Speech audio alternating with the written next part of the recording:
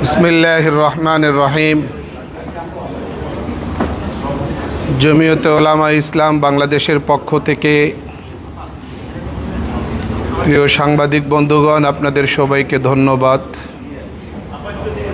আমরা প্রতিদিনের মতো আজও জাতীয় ঐকমত্য কমিশনের ডাকে সংলাপে এসেছিলাম। আজকে মূলত নামাজ ও মধ্যাহ্নভোজের বিরতির আগ পর্যন্ত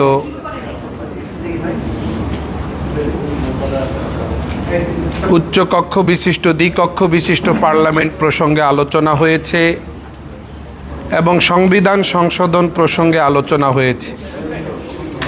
দ্বিকক্ষ বিশিষ্ট পার্লামেন্ট এ বিষয়ে আমরা পূর্ব থেকেই দ্বিমত পোষণ করে আসছি।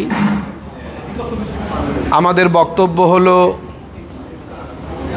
নিম্নকক্ষটাকেই এখনো পর্যন্ত আমরা ভালোভাবে সাজাতে পারিনি, মেরামত করতে পারিনি, সুন্দরভাবে এটি প্রতিষ্ঠা করতে পারিনি। সেখানে উচ্চকক্ষের দিকে যাওয়ার, অগ্রসর হওয়ার প্রশ্নই আসে না। বাংলাদেশের পারিপার্শ্বিক অবস্থা, বাংলাদেশের রাজনৈতিক অবস্থা, বহু দিক বিবেচনা করে আমরা মনে করি দ্বিকক্ষ বিশিষ্ট পার্লামেন্টের এই ফর্মুলায় অগ্রসর হওয়ার জন্য আরও 1-2 টার্ম অপেক্ষা করা দরকার আমাদের। এখানে অবকাঠামো, কর্মচারী নিয়োগ, বেতন ভাতা, সুযোগ সুবিধা ইত্যাদি প্রশ্নে রাষ্ট্রের খরচ বা ব্যয় বহুলাংশে বৃদ্ধি পাওয়ার সম্ভাবনা আছে। কিছু সংখ্যক মানুষ এখানে উপকৃত হবে। নির্দিষ্ট একটা গোষ্ঠীকে যথা জায়গায় সিনেটর নির্বাচিত করার একটা প্রবণতা বাড়তে পারে। এই সব কারণে আমরা মনে করি যে আরও 2-1 টার্ম অপেক্ষা করা দরকার। এই জন্য আমাদের দলীয় অবস্থান, আমরা দ্বিকক্ষ বিশিষ্ট পার্লামেন্টের এখনই আমরা বিপক্ষে, আমরা অপেক্ষার দিকে। রাজনৈতিক দলগুলো যারা সংলাপে অংশগ্রহণ করছে তাদের 2/3 বাইক্যামেরাল পার্লামেন্টের পক্ষে, 1/3 বিপক্ষে।